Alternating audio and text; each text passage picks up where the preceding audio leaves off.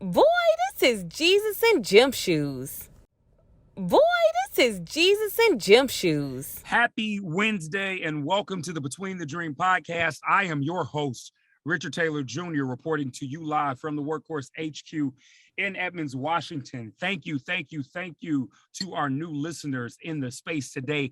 If this is your first time or one of your few first times tuning in, please make sure that you go ahead and subscribe on whatever platform you're listening on, leave a positive review, and let me know who you are, right? For my returning listeners, my dream team, thank you so much for your continued support of the podcast. I cannot literally be here without you all. So do me a favor, make sure you all obviously stay subscribed, but continue to share the good word of the Between the Dream podcast. So y'all know we've been really revving it up, right? I got a bunch of guests that have been coming on. And man, y'all have been responding like just so amazing. Shout out to Nicole. Got a good friend on the East Coast who's been tuning in and she's loved what's been put out. Shout out to my homegirl Annabelle over in Germany as well, tuning in as she is through the airways as a stewardess, man. Like I love just being able to hear from you all where you are listening to the podcast, what sticks out to you, what guests you love, which are all of them, right? So thank you for that. Today is no exception. I have an amazing guest today. And we have the greatest love-hate relationship this side of Pam and Martin. And I am very excited about our conversation today. So I have my brother, Donald Grayson. And let me just tell y'all, DJ and I have known each other now for I would say, no, it's kind of weird. We've known each other for a decade. We've known each other for over a decade, right? Met this dude originally in college. No, I'm lying. Originally in high school, because we were rival football teams at these different camps.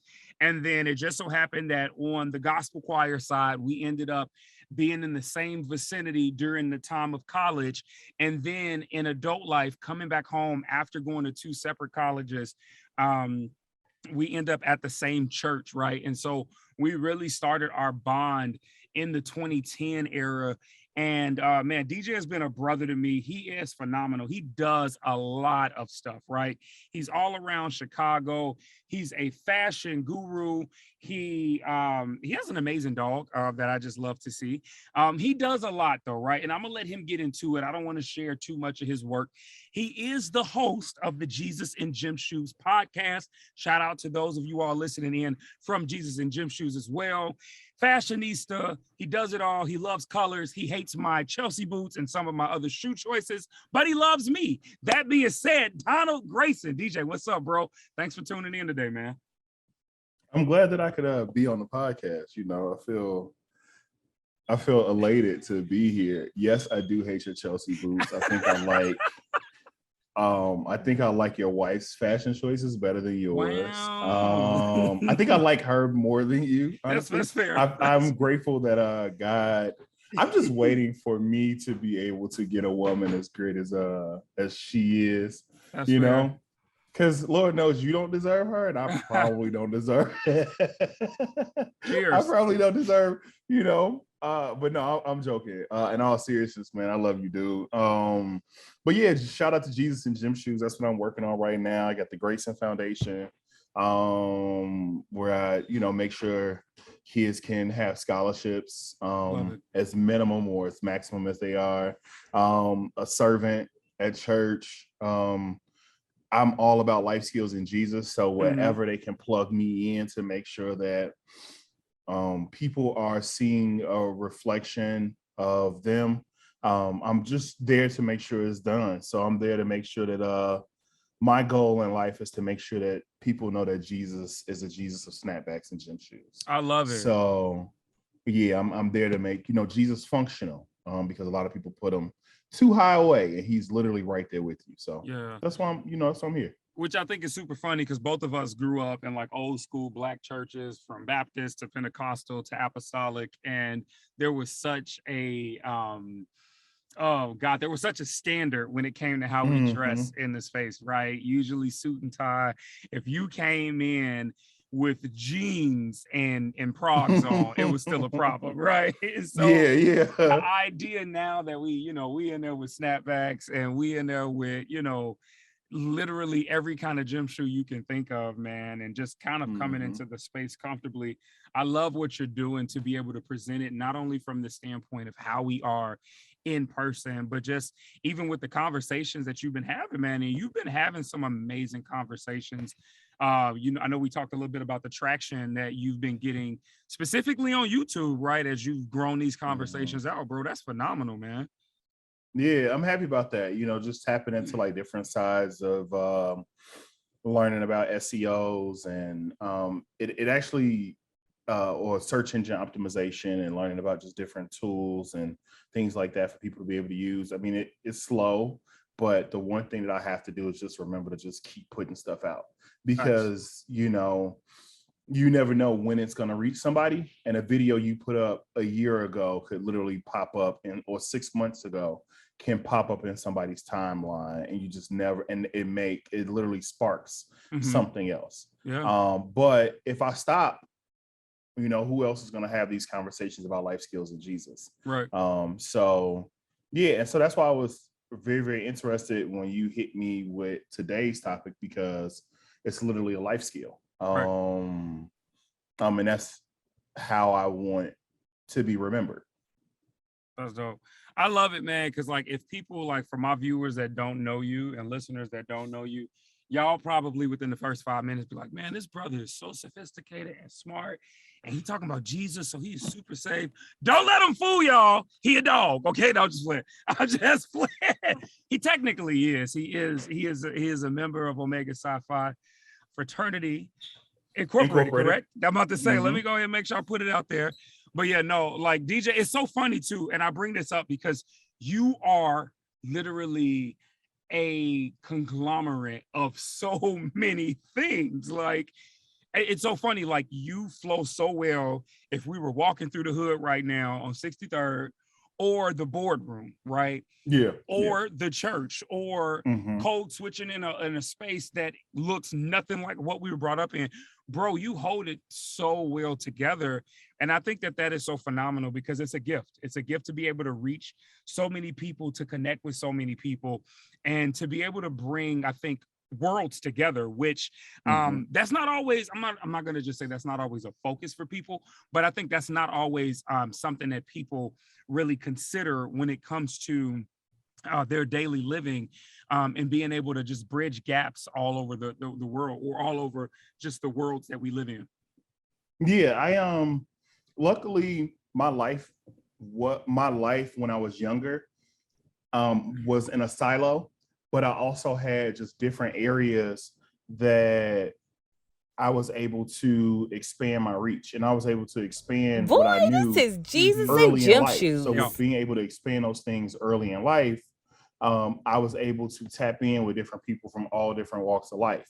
So I met like actually rich Black people when I was a shorty. Love that. Love that. So I was able to see how they maneuvered. I was able to see, and I mean, not just for the fact that they had money, but just like, I mean, rich in exposure, Yeah. right? So I was exposed to early outreach, which is a program that was at the University of Illinois at Chicago, where they put me in some very unique situations I just where I was around certain people, and coming from that area when it was still the West Side, but there were people that were still sending their kids to this university, from all different walks of life, to then going to high school and then being in an entrepreneurship high school where I was able to hone the craft of just like thinking business through. Mm-hmm. And I was able to meet different people who had new ideas and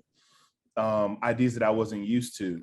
And then just this idea of just entrepreneurship, I was able to put a name to what I knew how to do. But at the same time, most of my childhood was church. So Yeah. like a good portion of my childhood was spent like not bouncing from church to church, but just like we were just always in service. Yeah. So with Facts. always being in service, you learn how to maneuver at church. But then once I started playing ball in high school, I was able to, I went to South Shore, so it wasn't like the most grandiose school at all. Mhm. So I was able to It don't look like that.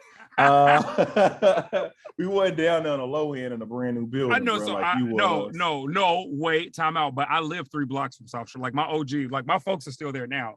So I only look like I know the space. Plus, you play ball with my cousin Anthony Clark. So like I'm gonna show a little grace there. He's my QB. Yeah, he was a monster too. He was all right. He was all right. He was all right.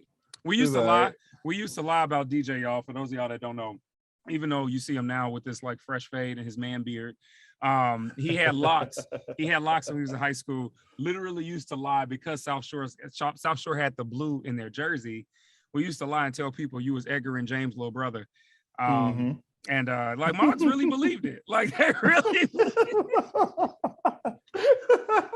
Eddie James, that boy. Oh, and then once I started playing running back, it was over, bro. It was over. That's crazy. I had the biggest. Oh my god, that was wild. DJ is not a small man, y'all. I just need to. I need to make sure y'all know this, right? This brother is sitting right around 6 feet tall, and I weigh a lot, and I weigh a lot. And he's strong. I bench press more than him, but he is very strong, though. Okay, the lies that we tell people. He said the lies that we tell people. I mean, these waves or the chemicals that you putting in your hair. Hey, whoa, just juices and berries. Just relaxer that you're using. This relaxer that you're using is really getting to you, brother. It's like that.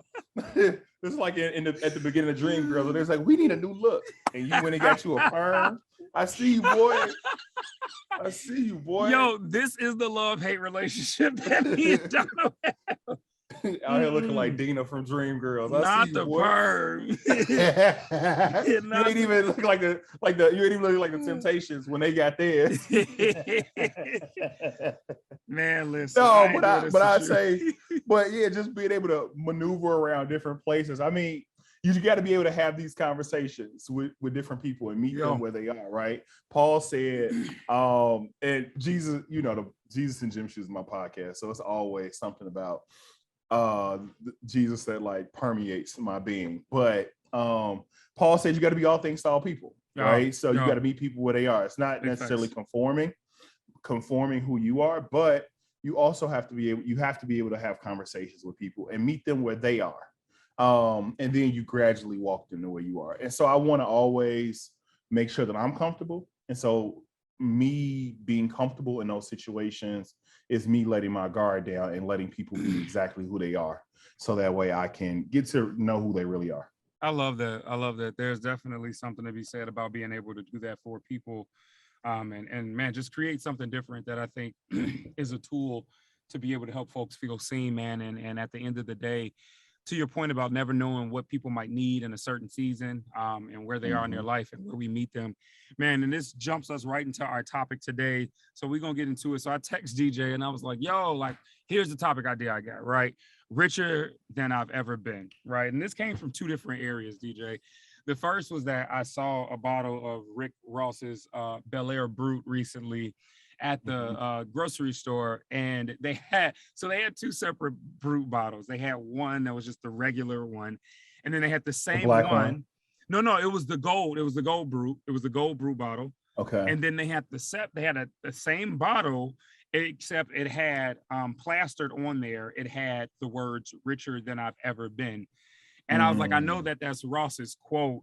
And I saw that and I laughed at it because I was like, that's such a Rick Ross thing to do. But then it got me to thinking about a conversation that you and I had on one of our last FaceTime calls recently, where we were just talking about work and like how life is changing and how things are expanding, right? You do a lot of different things, whether it's on the side of real estate, your current position that you're holding, right?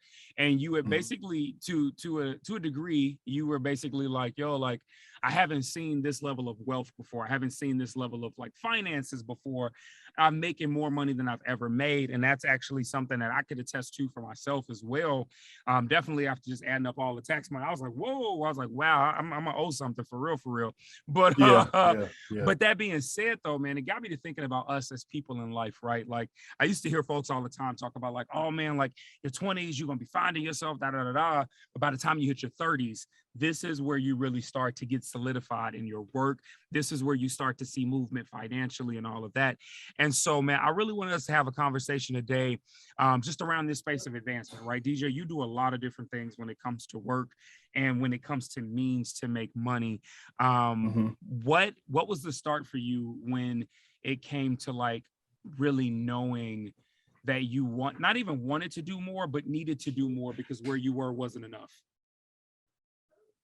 So I've always had a want to, right? I've always had like, man, something ain't adding up. Right. I saw this quote last week where they were just like, luxury isn't about buying the finer things in life. Luxury is about being able to buy the things that you need without having to worry about where the money is coming from. That's good. And with that, I always knew that there was a want to, because there were most definitely times when you grew up with a single mom. It's cliche, but my mama worked hard, right? But Right. It's terribly cliche that like there were times where there was more air than money, or there was more like need than provision. Yeah. And so I always knew that there was something. So I always had like, we selling candy at church. All right, I'm about to do this. I'm about to outsell everybody. Or when I had a juice bar I had a smoothie business in my high school, my senior year. Like I got it let out of class early so I could set up, and I'm making cash like as a senior, right? I always knew. You said in high school. In high school, That's dope. Yeah. So I was doing that in high school. So fast forward to liquids, it was just like an easy transition, right? But in any event, I always knew that there was something, and it's always something for me that my brain goes into how can I best care for myself, because unfortunately, the way I grew up lends me to not want to be in a space where I'm poor when I'm older, right? So that makes like I have to make sure that things are set up. But I also realize that like I have to live minimally. So to the exact question, at the top of the pandemic, I was kind of forced to sit down like everybody else. Forced to sit down. And it was just like, you got this lingering stuff that's just out there, right? You got lingering debt because I had a business that failed. I had got fired from a job because I just wasn't doing what I was supposed to do, right? So we're getting fired, thinking I'm about to be an entrepreneur. I'm about to go out here. I'm about to, grind full time, don't sleep. It's gonna work for me. And it didn't work out. It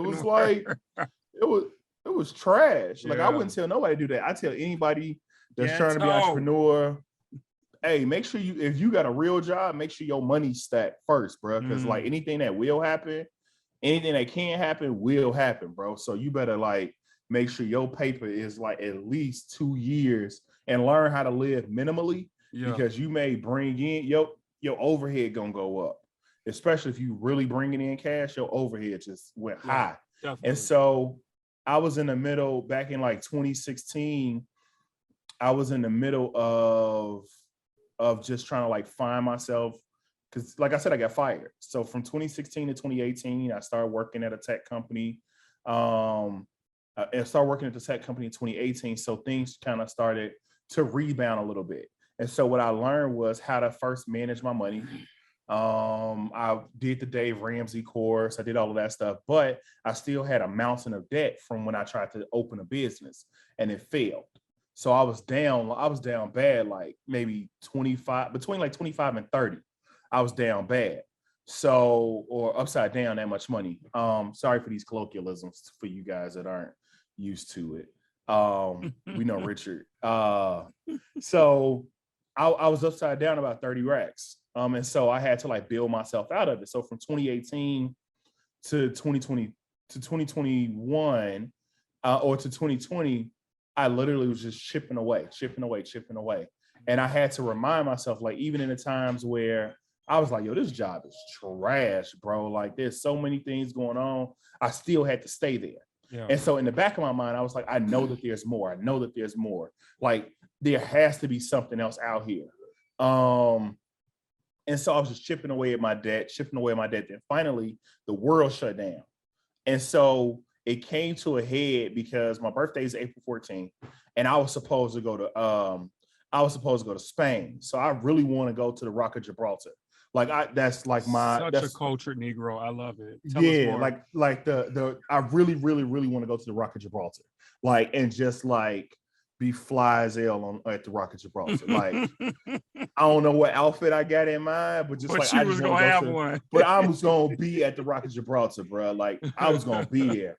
And so I was supposed to go there, and so that trip was a couple of $1,000 because you got to fly to Spain and you got to like go. You said different. It's no like direct way to get there. Like, right. So you got to spend a lot of money in order to like maneuver around. So the pandemic happened right after St. Patty's Day, so I was supposed to leave 2 weeks later, but with everybody not knowing what was going around, no, I was supposed to leave a month later, but like the way it worked was I was going to be there around my birthday, but I was going to the Rock of Gibraltar on my birthday, but I wound up getting all that money back. And so I was like, and I wound up getting a bonus at work. And so I was like, I could just pay off a significant portion of my debt right now of what I had left. And at that time, I just literally threw everything I had, like emptied out, like, I mean, down to nothing. And I was like, bro, we just not going to eat for 2 weeks, bro. We just going to like, and it felt good, like to just like get rid of all of that. Yeah. Right. And so I just kept over time, just like every little dollar I had out, because I couldn't do nothing. I couldn't go outside. I mean, I couldn't fly nowhere. And so as long as my basic bills was covered, I literally was just throwing everything I had. I didn't even put no money in my 401k. This was during COVID. This during COVID. Yeah. Okay. Like, okay. I was throwing everything I had at that debt for me to get rid of it. And so I knew that there was going to be more, right? That's what was in the back of my mind. And I was like, I need to get this debt off of me so that way I could do what I knew I needed or what I wanted to do. I knew that thing was like saddling on me and I needed to like get my credit score up so that way I could do more because I knew that there was something in the back, right? So I'll stop there and let you ask me another question. Well, no, that's good though. I think that's real helpful, man. I love how you kind of really broke it down from a standpoint of like, you've always had that mentality, right? And I think there's certain things in life, really awaken us to it, man. A few things that I definitely want to dive into from what you said. I truly knew that you were the ultimate hustler, man. I remember when I pulled up today to one day, it was like 95th and the Dan Ryan, and I saw you out there playing bang, bang, bang, ski, ski, ski with the Bucket Boys. And I was like, I was like, DJ out here, hustling. You're a liar, okay? You're a liar. It's the perm. And your brain is fried. Oh my, if this wasn't going on YouTube, I most definitely would play that part that I would play that part of Dreamgirls on this when you was dancing and step into the bad side. Oh, that was my jam. That was my jam. I know it was. You sitting there like, step into the bad side. No, in all seriousness, you did say something that I wanted to ask and get your thoughts on, because I know that it has been very popular throughout our country, and I would even say around the world. I've always felt some type of way around it because I think culturally, as we get a chance to move around, coming from Chicago, me being out in Seattle, which is a very wealthy area now, and just even other parts of the world, man, rural Idaho. You mentioned doing, and this is no knock, right? I want to make sure I'm very clear before I even ask this question. There's no knock, but I'm a firm believer that not everything can work for everybody. I would love to hear your take and your personal experience on what it was like for you doing the Dave Ramsey piece, right? Like, did you find it to be effective? And the reason why I'm asking is because as I look through, I did the course when I first moved out here, and I realized like, from a system standpoint, it works well for individuals who maybe they're making a livable wage and have something left over. But then I'm Yeah. like, that's not everybody's It's reality. not everybody. Yeah. And so I just wanted to get your thoughts on that, bro. So I think you got to chew the meat and spit out the bones. Okay. Right. There is most definitely systemic oppression that happens in the US where I'm graced that I can sit at home all day, right? And I literally can work. I literally can work in the span of 24 hours. I can work 12 hours, right? I can work. I get in from the gym at like 6:30, 6:45. I walk Harlem for maybe 30, 40 minutes, right? And Harlem's my dog, by the way. And so I walk him. He's not like a little Richard. But I have to, I get but to the point, I have privilege that I get to work from home. So I can start work at 8 o'clock. I'll work till 2, right? And unless I have a meeting I had a meeting today at like 3, right? So I worked till 3:45 when that meeting was over. But I'm going to pick up my computer again later tonight, right? And I'm going to like sit at my computer, plan out my next day, maybe look at some emails, and I'm going to work another, 3 or 4 hours. Right.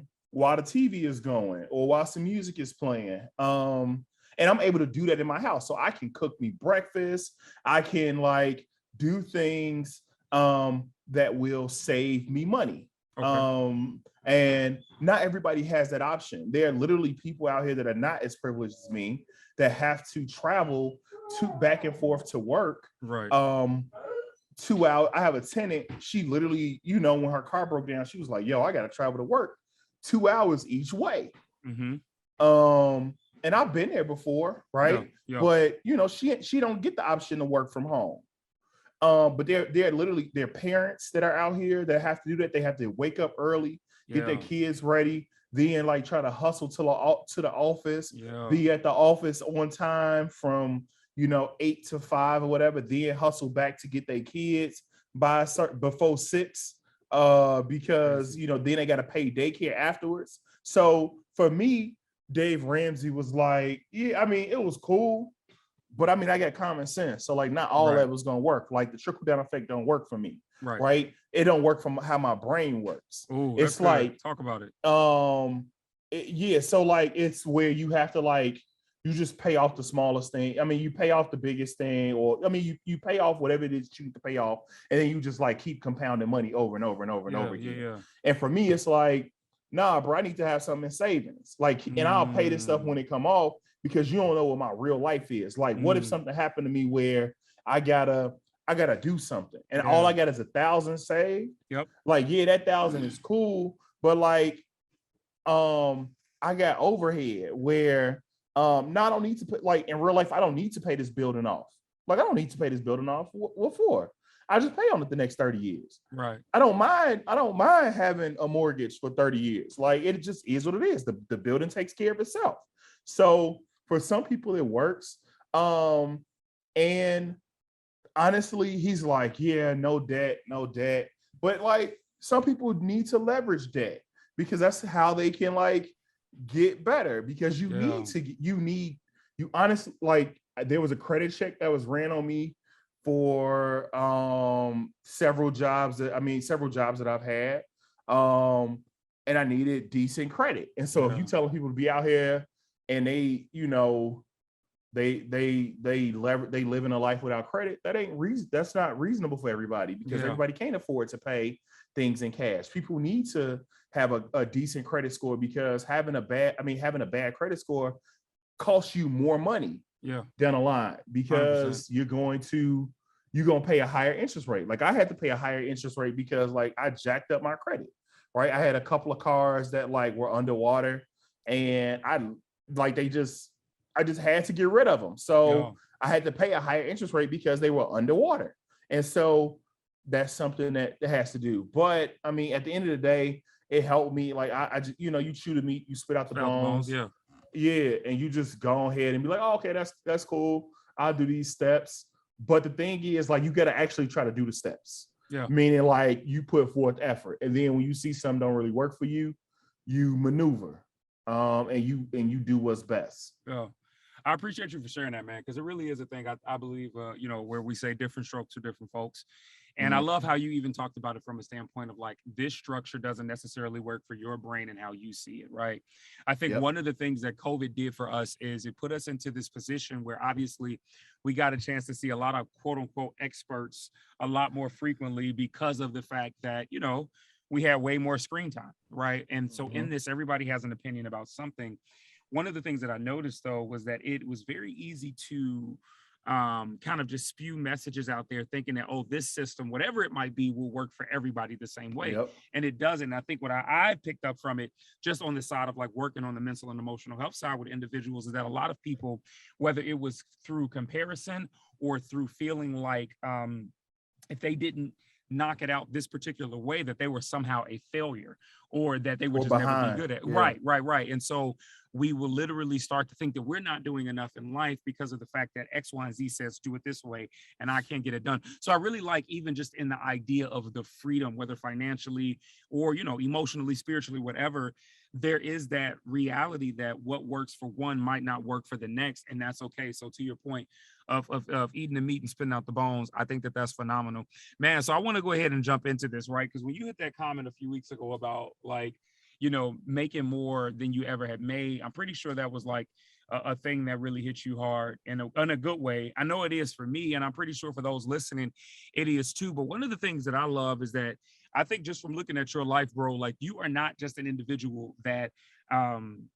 is making and or quote unquote richer than I've ever been just from a monetary standpoint, but like not at all. I think if people got a chance to see you, right, and even from the little bit that you post on social media compared to the big that you actually live in real life, folks will get a chance to see that you're rich when it comes to friendship, you're rich when it comes to community, you're rich when it comes to man, just I think in the physical health aspect, right? Like seeing you out here, you know, hey, my man be out here sledding people, okay? He's very strong. He's a very strong man, okay? Well, he bench press more than me. Yeah, I knew. I was just playing. Y'all. I'm still faster than him though. But either way, you know, and running a mile. Hey, you know, we can go for 7. Let me know what you're feeling, man. We got this, bro. Not at all. I'm gonna do my first Murph with you this year. Okay. Let me know. I'm gonna do my first Murph with you this year, man. One of the girls on my worship team out here, she's big on her Murphs. I was like, this is like a thing. It's a community thing. Yes. With the CrossFitters.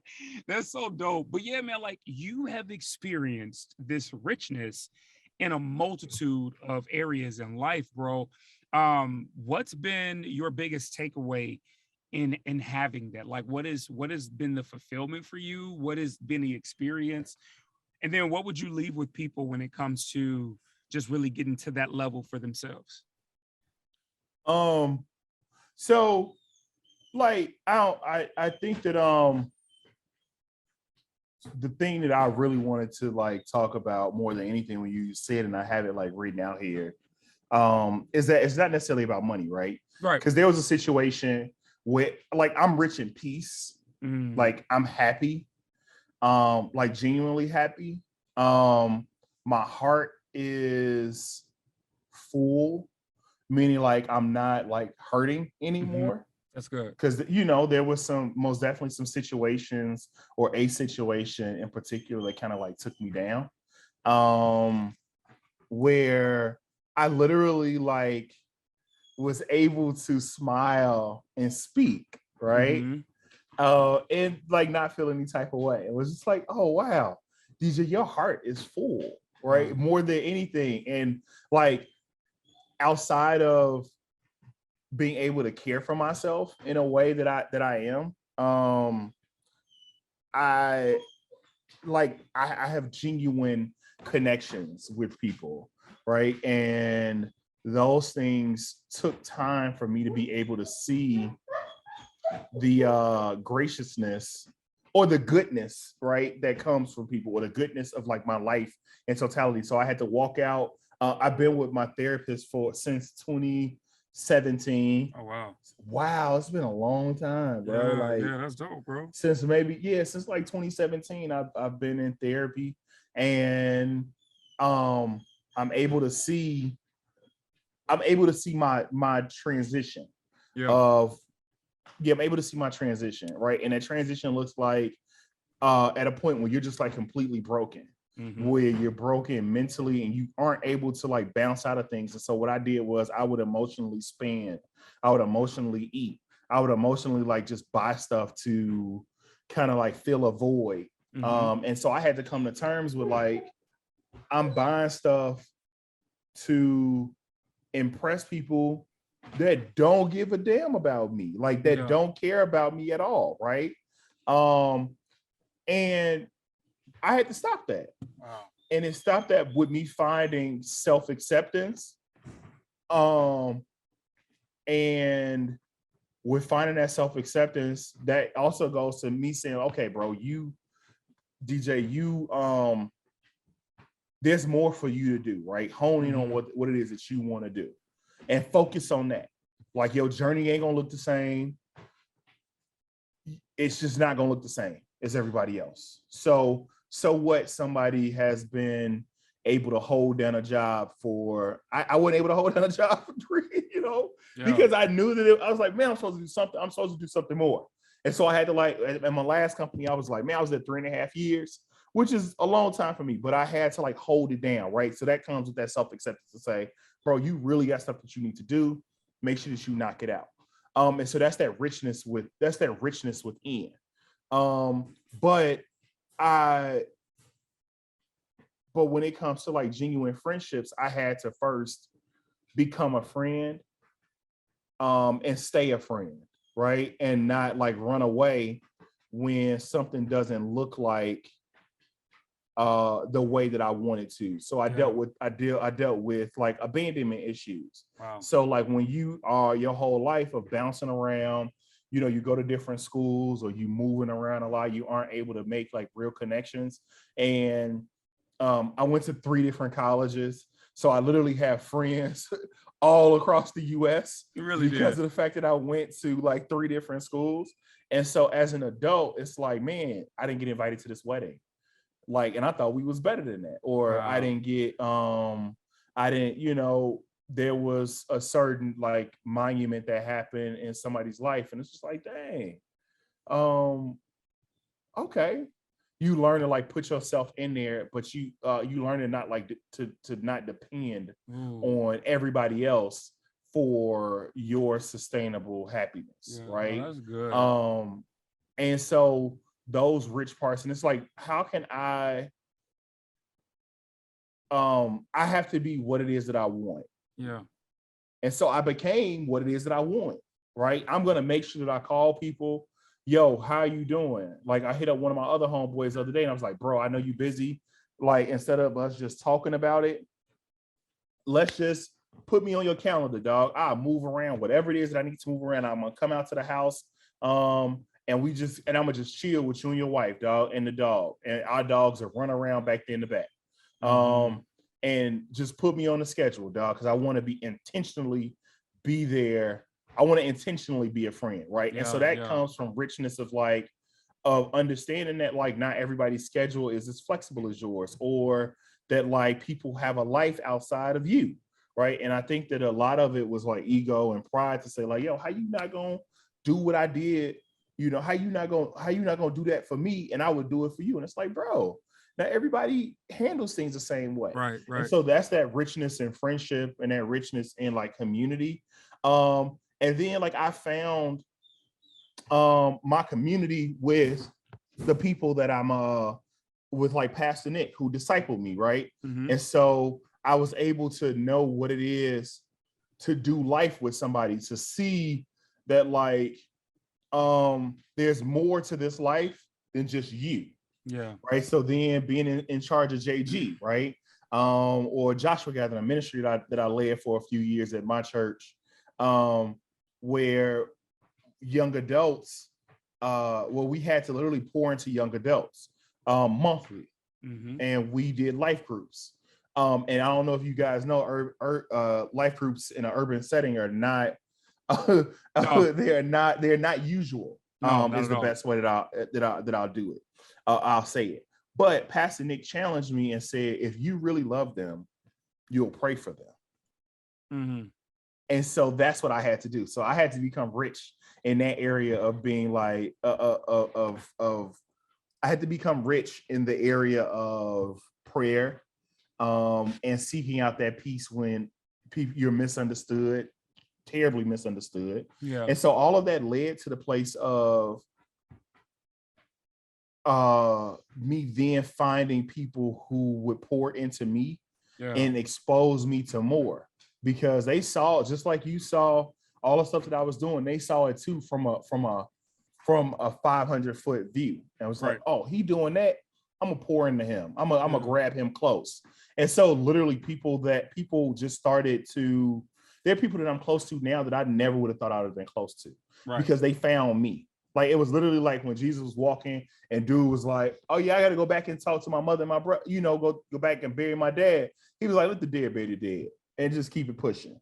Right. And so it's just like, you got to keep walking it out and doing community with those people. So that's that richness. Well, no, that's dope too, man, because I think that really speaks to this idea. We hear people all the time talk about being a good steward, right? And I think that stewardship flows beyond just the finances, right? But I think, to your point about stewarding friendships, stewarding the peace that we carry, but then also too, man, like stewarding our emotions. And I really want to just talk about what you had put out there real quick, because I am the same individual, right? Like, it's very easy to be, highly energetic or, highly intentional with people. And man, when that same love or the gestures aren't reciprocated from said individuals, I definitely know how easy it is to feel slighted in those moments. Be like, dang, like I thought we were better than that, right? And I think, man, it's so interesting that we talk about stewardship on all of these levels, man, but you really just kind of opened up a box that I think is so important, and that is, how do we steward our own emotions, right?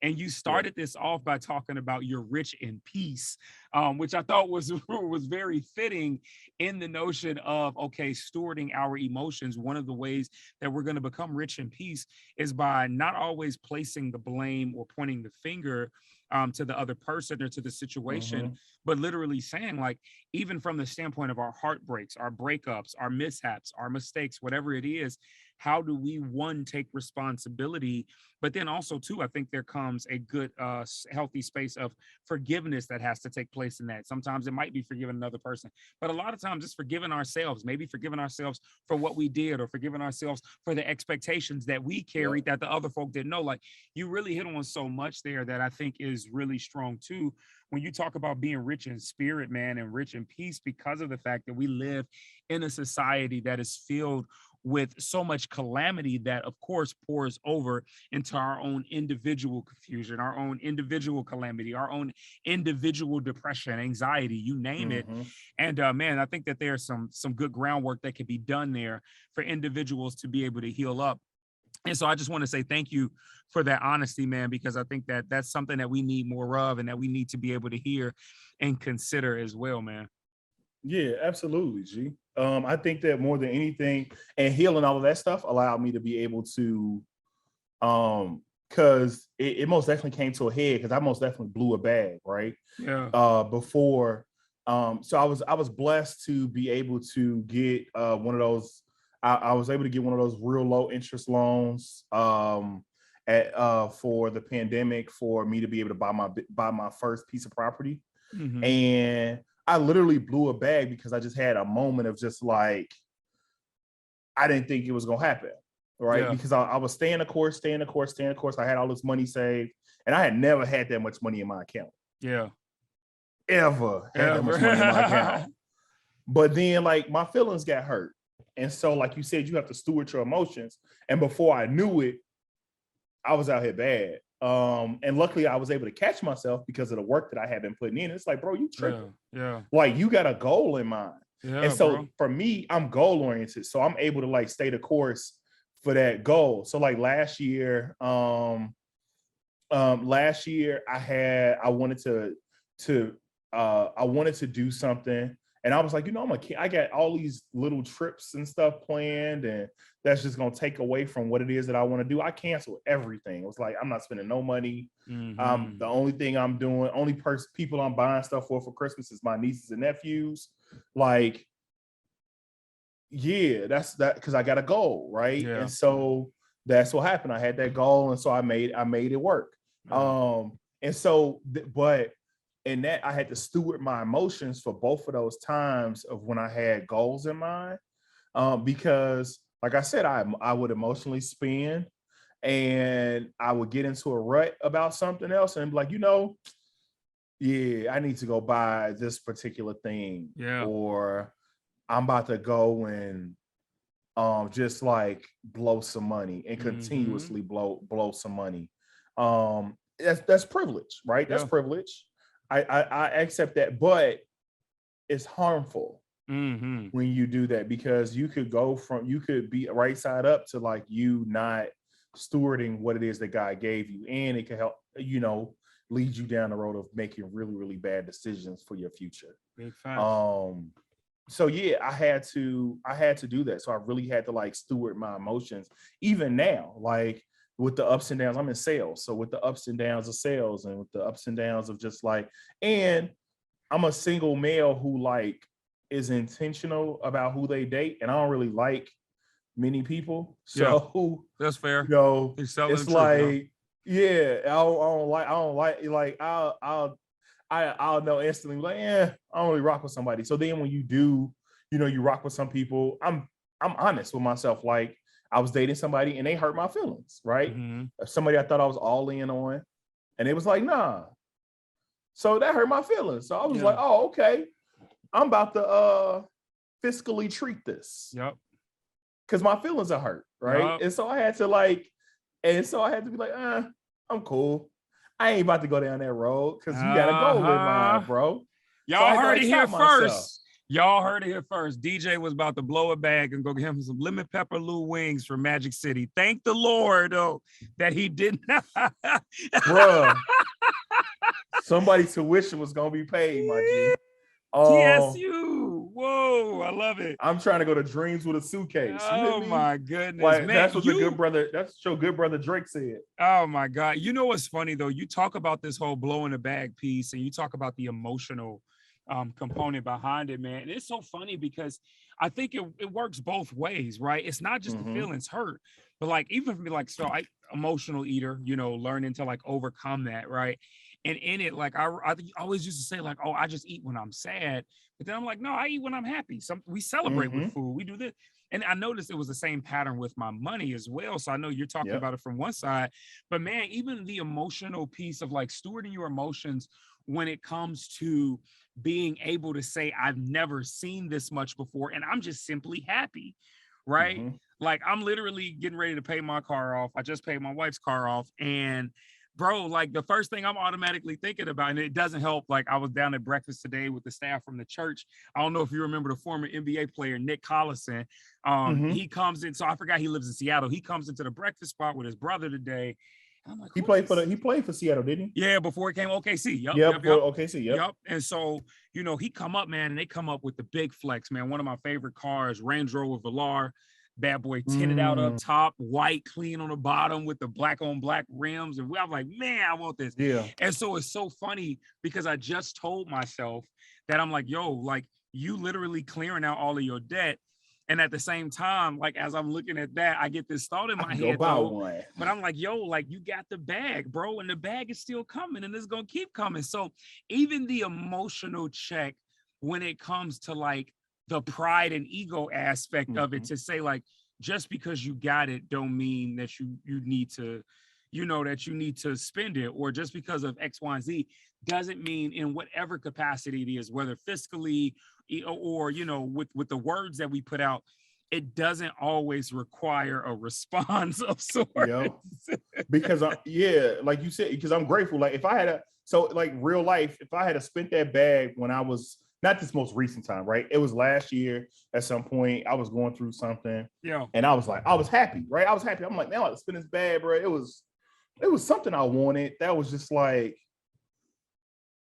I don't even remember what it was. That don't even matter. But I would have spent some money, and then I wound up having a $10,000 plumbing problem at my building. And if I had spent that money, right, I wouldn't have been able to take care of that plumbing problem. Yeah.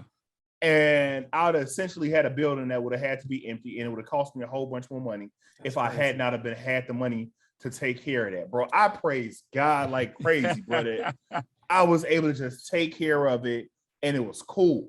That's crazy, right? Yo. So the life skill here is that like sometimes like being able to overcome those emotions of not, being able to like steward your emotions most definitely help you, right? Because sometimes we just we can fly off the hinges, and you don't necessarily know. There's so many people that wish they could take that 10 15 seconds back because of those emotions that they had in real time. And so so I was just very, very grateful that I stewarded those emotions in that moment, and I was able to like check myself and be like, yo, chill, bro. Like just chill, dog. You'll be cool. I don't want to leave a particular group of people out of this conversation as you say that. And that is for those of us who maybe we do have the 10 to 15 seconds where we didn't get a chance to act it out in the way. And it's led us to some things. Man, if you could give any encouragement or advice on being able to come back from those moments and times, what would it be? Even coming from your own experience. Like God is a sustainer, bro, and God is a healer. Like there are several men and women that I've met who've done bids, like bids in the feds, bro. Like I know 3 people that did bids in the feds, and they on the upside. Like they just were like, God most definitely is a sustainer, and he will replenish, and he will revive, and he will restore. I guess I say just run your own race, right? That's the thing that I had to do, right? I was like signing a contract that I should have never signed with the city of Chicago for my juice bar. It was a terrible contract, very, very, very, very, very bad contract, right? And I wound up being in debt, right? And that's just the extent of mine. Or like entertaining somebody that you shouldn't have entertained, or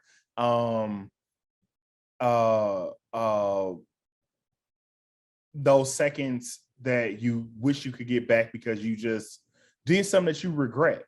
God most definitely restores and he replenishes. And I just say run your own race, because that's the only thing you can do. You got to run your own race, and don't beat up on yourself because it doesn't look like everybody else's. And stay off of social media, bro, because that junk it'll have you going down having a world of emotions. And it's most definitely that'll help you run your own race, because it's a time suck, but it most definitely will help you run your own race.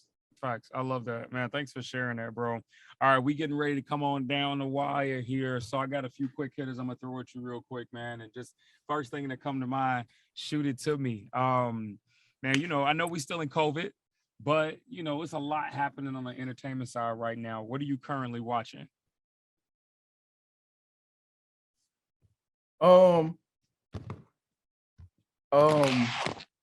What's the name of the show? Hold on, I'm about to look at the TV. Yeah, I am currently watching the TV. I was currently watching, I just literally finished it today, this show called oh my God, what is it? It is called, dang, that's crazy. I can't even think of it. It must not have been that good. It was really good. Young, Famous, and African. It was so good. Young, Famous, and African. Okay. Annie is my favorite. Yeah, Annie is my favorite one. Okay, check you out. Dope. Young, Famous, and African. What you currently listening to? Tana Talk 4 by Benny the Butcher. Benny, man, I ain't heard from Benny the Butcher in a minute. He just dropped Tana Talk 4. He got this one song with Stove God Cooks. Okay. Crazy. I gotta check it out. Back 2 times. Woo! I literally, but it goes back and forth. So like Miranda Curtis' new album, and Tana Talk 4. So like it goes between them two. So Demon Time and then Repent Time. I got you. Okay, cool. Oh, you're an idiot. Oh, I'm an idiot. I am. So evil. I love it, man. One goal you want to accomplish before the year is over. One goal that I want to accomplish. I want to acquire something Yeah. before the end of the year. Okay. I don't really want to say what it is out loud, but I want to acquire something before the end of the year. Okay. Well, it must be something special. You, boy, keeping it close to the hip. Yeah. It's one of my favorite places on earth, but I want to acquire it before the end of the year. Yeah. Okay. All right. Speaking of acquiring favorites, favorite pair of shoes you got right now? What they at? You looking all over. It's two. So my and I just got them I got a pair of Yeezy 180s. Oh, and the USC Dunks. Those are my two favorites right now. That I just got them the other day. But those are my two favorites right now. Man, I don't know what it is with y'all in these Yeezys, bro. The Yeezy 180s are so comfortable, bro. You put a pair on and you walking through the airport. With as much as you walk through the airport, bro, it's like you wearing some. What y'all folks over there? Yes. Yeah, he said. I'll give you the USC Dunks for sure. I'll give you those are cold, bro. I'll give you the and I'm not really a dunk fan. Like I've never been like the biggest fan of dunks, but there are some that I'm like, there are some that I'm like, yo, this is fire. The Jordan 2 is my favorite gym shoe, hands down. But recently, those are two just recent cops that I had. I'm going to DC this weekend, so that's gonna be my DC shoe. I got a pair of dunks for Christmas that I still haven't worn, partially because the person that got it for me got it in a size too big. So he thought I wore 15. They get you a 15? They got me a 15. And I was like, I could fit them, but I'm like, I don't want to mess my feet up either. But they dope though, because they our favorite color. They got purple in it. So I'm like, I'm always happy about that. Purple ain't even my favorite color. It's mine, Shout out. Royal Richard is in the building today. So, this is what Royal Richard. I almost spit my water on my computer. Love these. This is like the third time DJ has literally almost spit his water, y'all. But no, I love it, man. Any shoes. I've been getting into since we on Jesus and gym shoes real quick. I've been getting into What's your favorite pair of gym shoes? What you say last time? I don't know. What's your favorite pair of running shoes right now? Ooh. You said 270s last time. What's your favorite 270s my training shoes. 270 my everyday training shoes.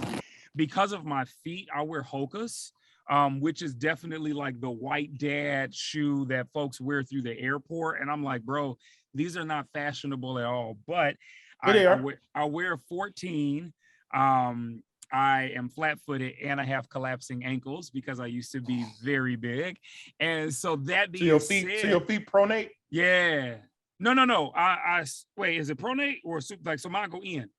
My joints collapse. Okay. Yeah, supinate. So on the inside, but these have been super comfortable, man, from a standpoint of and I got some like really dope orthotics that I put in too for extra support. Since I am running like, way more now. And so man, they've been helpful, but they're not like stylish. But I was gonna say that I've been following that show. I can't remember the name of it, but usually celebrity athletes come on, man. They hit the shoe store. Complex got the show. Yeah. I forgot the name of the actual. Sneaker shopping. There we go, sneaker shopping. And so, man, I've been seeing some like gym shoes lately, just watching that, and I'm like, man, like these are dope. As we go through these complex sneaker shopping episodes, though, I'm like, you got some shoes out there that are just like insanely expensive. Mm-hmm. If the bag wasn't a concern or a worry, what shoe would you buy yourself? I got them thinking, y'all. I got them thinking. There are three. I would get the off-white Jordan Chicago's. Okay. I would get the off-white. I have the off-white Jordan 2s in black, but I would get the white and red ones. Okay. And then the third one I would get is, and hopefully Kyrus hears this because I really want a pair of Yeezy 2s, the Nike ones. The Nike Yeezy 2s in any color. I would get any. Woo! I just saw the price tag on GOAT. for a pair of the Nike Air Yeezy 2s? Yeah, I would get like the NRG, like the solar reds or the gray ones. I don't really The necessarily solar want the reds, red. the red Octobers are expensive. Yeah, I don't really want the red Octobers, but I would get the gray pair or either the black pair for like the simple people. But one of those two, right? One of those two, just for me to have. One of my friends, he actually has 2 pair of them. Yeah. Yeah, he has 2 pair of them. Oh, there's a 4th one, the Louis Vuitton. Oh, the Nike Yeezy 1 and then the Louis Vuitton Don. Oh yeah. See, DJ. So DJ like in a any one different of those, like the Louis Vuitton Don joints that he got. I wanted those in high school when they came out. Wow. But yeah, that's any one of that like early suite of Yeezy I would like do without like flinching. Wow. Well, without flinching. you know, that's a nice little price tag. That's a speech. I can get with it. I can get with it. But I like it though. I like it. You know. Well, man, I love it, man. Thank you so much for your time today, bro. Man, I love what you left us with, just on the side of how we steward ourselves on a multitude of levels, man, from the emotions to the physical to the financial and everything in between. I think it's so important, man. DJ, man, where can the people find you and follow you on all socials and platforms? There are a couple of ways. So make sure you follow the podcast. This is _Jesus in Gym Shoes on Instagram. You also can go to YouTube and get there are about 10 episodes up on YouTube, but most of the episodes are Jesus in Gym Shoes everywhere else. There's a link on the Instagram that'll send you everywhere you need to go. And then also me personally, at Donald Grayson Jr. on Instagram. Make sure you add the Junior because it's, just like Richard L. Taylor Jr. Yeah. What that L stand for? Levante? Hey, I never share my middle name, brother. I never share my middle name. Well, for now it's gonna be Levante. Levante, you gonna give me the blackest middle name? Richard Levante Taylor Jr. So when y'all see him next, be like, just call him Levante. So that way he know y'all listening. All right, it's Levante. All right, but yeah, make sure you like, comment, and subscribe on YouTube, man. And share with your people. Yeah, so love it. DJ, one final thing I got for you, bro, and it's very simple and easy here. Here we go. You ready? Yeah. Curtis was supposed to love me. I had to give you one little Dreamgirls reference before we got off here. Oh man, that was good. Shout out to Jennifer Hudson. Right. Shout out to Chicago's on. Listen, y'all, this has been another episode of the Between the Dream podcast. Joined here by my brother, Donald Grayson, today, man. Make sure y'all go check him out, follow him, stay in tuned, and I'll be seeing y'all real soon. As always, you're not losing in life. You're not failing. You're simply between the dream. We out.